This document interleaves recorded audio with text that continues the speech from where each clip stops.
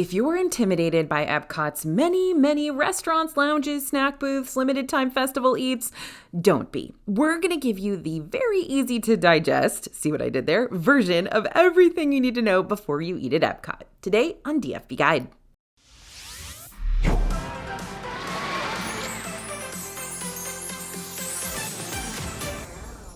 Hey everybody, it's AJ for Disney Food Blog, and I'm going to cut to the chase here. I've been given the task of breaking down everything you need to know about eating in Epcot in a short, bite-sized video. Think of this like a meal prep. We prepped it all for you, and all you have to do is heat it up. Or in this case, watch until the end of the video, especially if you're curious to know the DFB team's hottest Epcot dining tips that they wanted me to make sure I got added in somewhere to this list. Okay, not every Epcot restaurant is going to drag you through the ringer on the My Disney Experience app, just so you can secure an advanced dining reservation. Restaurants like Le Crêperie de Paris and the France Pavilion, Spice Road Table in Morocco, and Nine Dragons in China are all table services that'll more than likely have a last-minute dining reservation you can snag on the app, even during your park day. But Epcot also has a few more popular restaurants and lounges that will require you to be a little more proactive and take that 60 days advanced dining reservation window a little more seriously. These include Le Cellier Steakhouse in the Canada Pavilion, since it's a smaller wine cellar setting that can book up real fast, especially for dinner. GO82, located at the base of Spaceship Earth, which is Epcot's newest lounge that's for guests 21 and over. Space 220 and Space 220 Lounge in World Discovery. These are right next to Mission Space, though it is worth seeing if there's a walk-up wait list you can join right when the restaurant opens at 11:30 a.m. so you can eat in the bar. And as kind of a wild card option here, if you're visiting during one of the Epcot festivals, then there's going to be a popular artist or band or overall performance like the Candlelight Processional that'll be taking place over at the America Gardens Theater on the day of your visit, and you may want to prioritize getting a concert dining series package ahead of time for one of Epcot's many participating restaurants, because those can book up super fast when the artist, celebrity, or band is super popular, right? Now, we've got a whole page on our DFB website about Disney's various dining packages with reserved viewings. So if you want to learn more about any of those, I'll go ahead and link that post down in the description for you. Now, when you have time, I would highly recommend that you check out our Ranking Every Epcot Snack video, because that's where we really dig into every single item you can possibly order in Epcot, both the sweet and savory, and tell you if it's worth purchasing or not. But because we don't have the kind of time to go in depth with all that during today's video, I'm going to stick with DFB's favorite places to grab a quick snack that we really have a hard time deviating from, even when we're off the clock. Number one is, of course, Karamlakusha inside the Germany Pavilion. I literally hauled home about 3 or 4 items from here on my last airplane ride back from Disney World and just put them in my fridge and kept eating them through the week because they are that good. Anyway, this is for both the caramel and caramel lovers out there. The dessert display case is filled with freshly made caramel treats like caramel corn and caramel squares and cupcakes topped with caramel and caramel cookie sandwiches and Mickey caramel apples wearing lederhosen, just so you don't forget you're in Germany. Number 2 is Kringla Bakeryag Cafe in the Norway Pavilion. This is a tiny bakery with some really big flavors across several noteworthy Norwegian goodies. One of my all-time favorites to pick up here is the school bread, which is a sweet roll filled with custard and dipped in coconut. But my other 2 favorites here are the brand new cinnamon roll with a ton of orange cream cheese frosting on it, and the rice cream. We haven't talked about the rice cream on this channel in a long time, so that's something to check out too. Number 3 is L'Artisan de Glace inside the France Pavilion. Now, typically you're going to find 16 different flavors of house-made ice cream and sorbet served at L'Artisan, along with specialty items like macaron ice cream sandwiches, warm pressed brioche ice cream sandwiches, ice cream martinis, and cappuccino served with, you guessed it, ice cream. And by the way, for those of you who are longtime DFB viewers, I'm not going to talk about Leal in this section. It's coming up next, so no stress. Number 4, packaged pavilion snacks across the World Showcase gift shops. Now, we usually don't tell you to get packaged snacks when you're in Disney World because usually they don't taste very good. But when it comes to World Showcase, you've got a bunch of unique stuff going on here, and it's definitely worth taking a gander. Some of our favorite World Showcase gift shops to find a little munch or two include the Trading Post in Canada. You're going to find lots of maple flavored stuff, eh? The Mitsukoshi department store in Japan. The whole back room is just lined with lots of Japanese snacks. It's phenomenal. Don't forget to get brand new Kit Kat flavors that you've never tried before. The House of Good Fortune in China, especially when it comes to the unique potato chip flavors, and the Tea Caddy in the UK, because there's nothing quite like an afternoon tea with biscuits. But I'm going to be honest with you, I actually usually just get the British candy when I'm here. There's no shortage of quick bites around Epcot. That being said, there's not nearly as many quick service locations here as you might originally think. It just feels like there's a lot of fast food because you've also got a variety of snack windows and kiosks and food booths to choose from too. But if you're looking for a fast food option inside Epcot that'll also provide a dining room and seating area, here's a super quick ranking of all of Epcot's quick service locations, ranging from okay to you gotta check this place out. On the bottom of our list, we've got Lotus Blossom Cafe in the China Pavilion. The name and area might be beautiful, but the Chinese takeout options are pretty standard and forgettable. Katsura Grill in the Japan Pavilion has a gorgeous outdoor garden to sit in, but inside the restaurant is pretty basic, much like the options you'll find on the menu. Remember, basic doesn't mean bad, it's just not as standout as some of the other places, but it's still a decent spot to grab a classic sushi roll or a noodle bowl. La Cantina de San Angel in the Mexico Pavilion serves a variety of Mexican-inspired eats like empanadas, churros, and tacos. And while I do enjoy the Mexican options here more than the ones at Pecos Bill, Tall Tale Inn and Cafe and Magic Kingdom, it is worth noting that La Cantina has covered outdoor seating but no indoor seating with the AC blasting. That being said, sometimes the neighboring table service restaurant, La Hacienda de San Angel, will open up a portion of its dining room for La Cantina guests around lunchtime to give them an air-conditioned alternative to the quick service's usual outdoor seating. So be sure to ask about that when you're there. It may not be super obvious that you can go do that. Connections Eatery inside World Celebration is a safer option for picky eaters with stuff like burgers and chicken sandwiches and pizza slices. This place often has some sort of limited time festival items on offer, as well as lots of indoor seating. Some tables even have wireless charging stations for your phone. But with the World Showcase only steps away from this place, you might feel like the options here are a little too safe if you're looking for more internationally inspired eats. Sunshine Seasons in the Land Pavilion is also a good option for the choosier palates of your group, but since it's set up in food court fashion, more adventurous eaters can also find something to enjoy here, like stir-fry bowls, I know, not that adventurous, but still, you're in Disney World, and oak grilled meats. But these types of entrees are currently only offered during lunch between 10:30 a.m. and 4 p.m. After 4, it switches over to be just a grab-and-go snack location instead. Regal Eagle Smokehouse inside the American Adventure Pavilion is, I'm not gonna lie, probably my favorite place to grab a quick service lunch when I'm in Epcot. The barbecue is tender and well priced for what you're getting, plus you got a lot of different self-serve barbecue sauces to choose from, and I am a sauce girl. But you may want to skip this one if you've got like a stellar barbecue place back home, or you can still eat here because the barbecue is still really, really good. I mean, I live in Texas, I got a lot of barbecue around here. I still like going. But if we had to choose a gold medal winner amongst all of Epcot's quick services, we'd have to go with Les Halles. There, see, I told you, I promised. Inside the France Pavilion, which has a variety of bakery items, both snacky and more filling at, again, a really decent price point, especially for Disney standards. Bakery items include stuff like pastries, quiches, croissant sandwiches. Now, the main downfall of this place is how incredibly limited that seating is, so be prepared to travel with your food just in case all those tables are claimed. Or, just go over to Regal Eagle because there's lots of seating in there. So, character dining in Epcot. Recently, the DFB team and I updated our free guide to the top 10 restaurants in every Disney World location. And it reminded me just how much I love Epcot's 2 character dining options. First, you've got Garden Grill in the Land Pavilion. And then you've got Akershus Royal Banquet Hall in Norway. Both of these character dining experiences are open for breakfast, lunch, and dinner, and both of them are going to cost you a pretty penny for those family-style, all-you-care-to-enjoy plates and skillets of food. So if you can only choose one character dining experience here, which one should you choose? Well, choose Garden Grill if you want more familiar foods that'll cater to pickier eaters. Garden Grill tends to be more focused on the homegrown, home-style type of eats, including roasted turkey, mac and cheese, cornbread, you get it. This is also the place where you'll want to go if you want to meet Mickey Mouse and Pluto and Chip and Dale, and you want to meet them several times over. More than likely, you're going to see these guys lots of times during the course of your visit because it's a teeny tiny restaurant.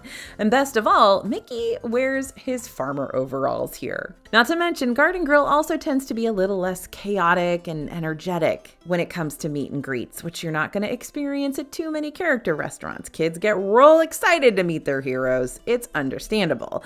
But just the way this rounded dining room is laid out and the fact that the whole restaurant ever so slowly rotates during your meal to give you new scenes to look at the Living with the Land boat ride down below, it all comes together to create a very serene dining experience. I'd also add that I tend to just enjoy the food here a whole lot more than the food at Akershus, if that helps sway your decision any, but I'm a meat and potatoes kind of girl. However, you need to choose Akershus Royal Banquet Hall if you want more unique food, because while I could eat the goldfish top mac and cheese from Garden Grill on repeat, I understand that not everyone's going to want to go to Epcot and eat a similar spread of food that they can easily get back home, especially when you're in a park that's focused on international culture.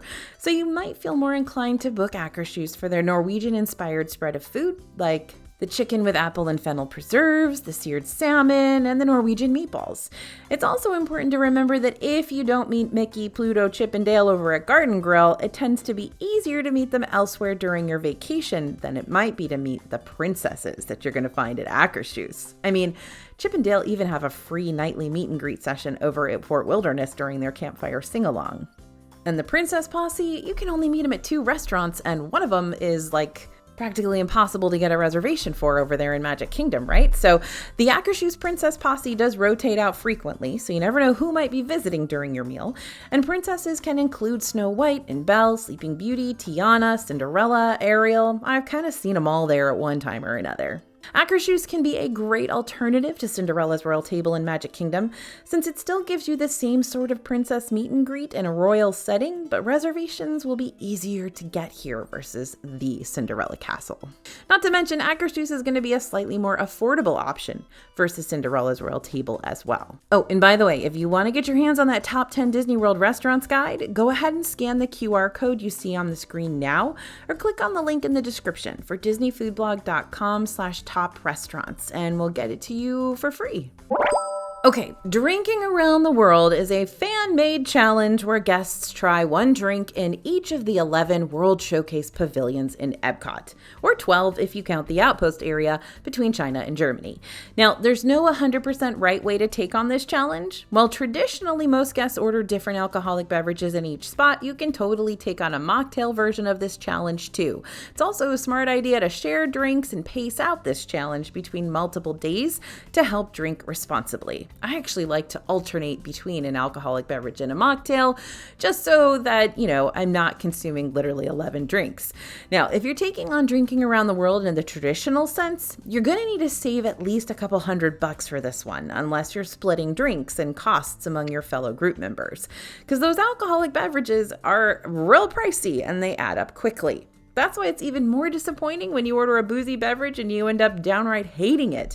There goes $17 down the drain. Could have had a whole meal for that. So here's what I'm going to do. I'm going to rapid fire off our favorite drinks in each location along with a few basic taste notes. But if you want to learn more about where these drinks are located on the World Showcase map as well as all their specific ingredients, then scan the QR code you see on the screen now or head to disneyfoodblog.com/worlddrinks and you can download the full drink list because that way you can refer back to it during your Drinking Around the World day.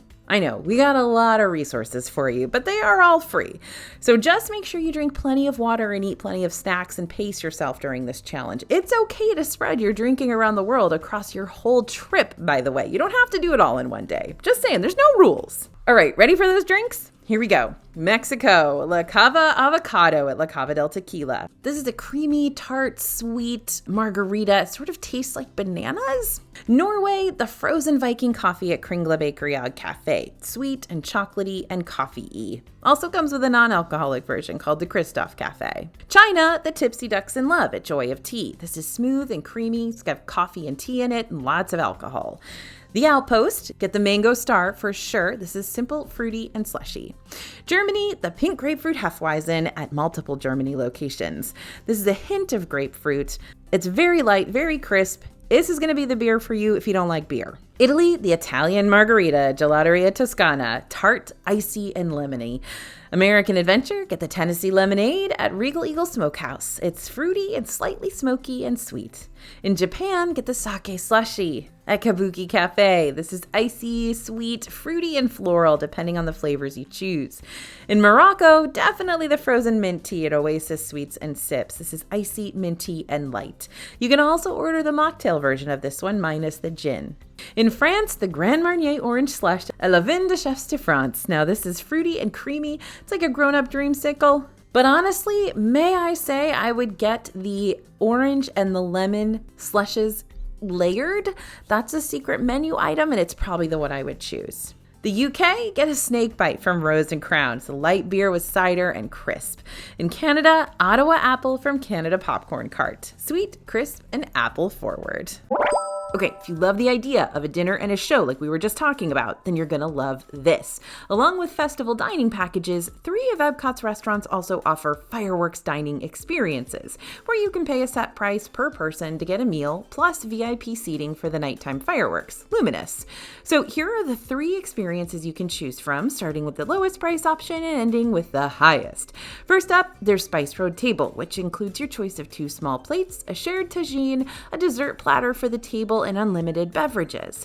Spice Road Table serves Mediterranean small plates. It's over there in Morocco. You can get stuff like hummus fries, naan spreads, and grilled lamb kefta. You'll also be seated in a covered outdoor dining room to enjoy the show. This one will cost you $81 per adult, and yes, that's the cheapest fireworks package you're going to find. Rose and Crown is next in the UK Pavilion. This one offers a prix-fixe meal, including an appetizer, an entree, a dessert, and unlimited beverages, including a selection of alcoholic beverages if you're 21 and over. Rose and Crown serves classic British dishes like fish and chips, bangers and mash, and sticky toffee pudding.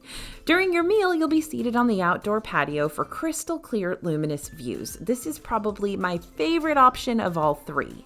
And finally, GO82 is the newest fireworks dining package, as well as the most expensive. Not only do you get a private indoor table next to the window in GO82, but you'll also get a sommelier-selected champagne or event-exclusive cocktail if you prefer, a tasting tower of savory bites prior to the fireworks, an assortment of sweets during the fireworks, and a Spaceship Earth-inspired glass to take home with ya. But get ready for the sticker shock, because this one's going to cost $179 per person. And unlike the other 2, this one's limited to adults only, 21 and over. Speaking of adults only, GO82 isn't the only dining spot in Epcot that has an age limit. Takumite inside the Japan Pavilion is a signature dining experience where the dining is omakase, meaning it's a special multi-course experience where the entire meal is curated by the chef. There's an omnivorous and a plant-based option for you to choose from, but whatever you choose, expect a high-end, authentic Japanese meal that takes place over several courses and lasts a few hours. You must be at least 8 years old in order to dine here, though I've got to admit, when my son was 8 years old, fine dining for hours on end, when he could have been riding rides in a theme park, might have sent him over the edge. And then there is Monsieur Paul over in the France Pavilion, which is another prix-fixe dining experience that takes place over several courses across lots of hours. But instead of Japanese food, you're getting French cuisine. Now, you must be at least 10 years old to dine at this location. And keep in mind that at either spot, you'll need to adhere to a dress code. This isn't like you have to wear like black tie or anything. These locations just ask that you wear something a little bit nicer than the ultra-casual theme park attire, like skip the flip-flops and spaghetti straps. We've got the full list of dress code requirements over on the DFB website if you want to look at them before booking a meal at either of these spots. Okay, now there's nothing quite like an Epcot festival season. You've got your shows, your decorations, your merch opportunities, your fun little scavenger hunts that make you feel like you've accomplished something. But the highlight for us is always the food booths all the way around Epcot. But unlike the Disney World restaurants, they can be a little bit difficult to figure out how much you need to budget back for when it comes to snacking or even making a whole progressive meal around those food booths. So we came up with a budgeting average that you can use as a springboard for your own fest planning. Food items tend to cost between $5 and $12, and drinks tend to cost between $5 and $9, with some outliers here and there. Keep in mind that these items are almost all small plates or portions, so don't expect a full-size steak to come out if you're only paying $9 to $10 for it. But that's not a bad thing, it just means you can try more stuff. So realistically, let's say you get 2 items and a drink across 3 different booths. You can probably expect to spend about $70 to $80 per person. But remember, you can also share items with folks in your group to cut costs and try even more things during your visit. It all depends on how hungry you are. Okay, are you ready for our speed round of pro tips? Yep, there's a reason why I trust my DFB crew to help me build and update the DFB Guide to Walt Disney World Dining over at dfbstore.com. Because when we put our brains and years of Disney World dining experience together, we create some really awesome stuff. Some really awesome, really helpful stuff. So since we have a little bit of time left before I need to wrap up, here are some of the pro tips that are straight from the Epcot section of our DFB Guide to Walt Disney World Dining that the team requested I add to this video. And if you want more Disney World Dining pro tips, well, you know where to go. Just head over to dfbstore.com and use the code YouTube to apply a discount to your book before you check out. Pro tip number 1, Caramel Couche is considered a merchandise location. So if you're an annual pass holder or Disney Vacation Club member, you can use your discounts on the treats here. Plus, everyone can mobile order at this location to save time when the Caramel Couche lines tend to be intimidatingly long. Absolutely mobile order here. Pro tip number 2, check to see if the festival booth you want to order from has 2 separate lines, one on either side. You might be able to find a shorter line that way. And pro tip number 3, some spots in World Showcase don't open until a little later in the morning, but places like Kringla Bakery Cafe and Les Halles Boulangerie Patisserie open when the park does. This means you can grab some breakfast either before or after hitting up those big rides in either pavilion, Frozen Ever After in Norway and Remy's Ratatouille Adventure in France. We are super excited to keep on expanding your Epcot restaurant expertise now that you got a nice springboard to work with. So make sure to check out one of our other Epcot dining videos next, like the best things to eat in Epcot. And don't forget to download our DFB top restaurants in Disney World right now over at disneyfoodblog.com/top restaurants. Thanks for listening, everyone, and thanks for watching. As always, this is AJ for Disney Food Blog, and we'll see you real soon.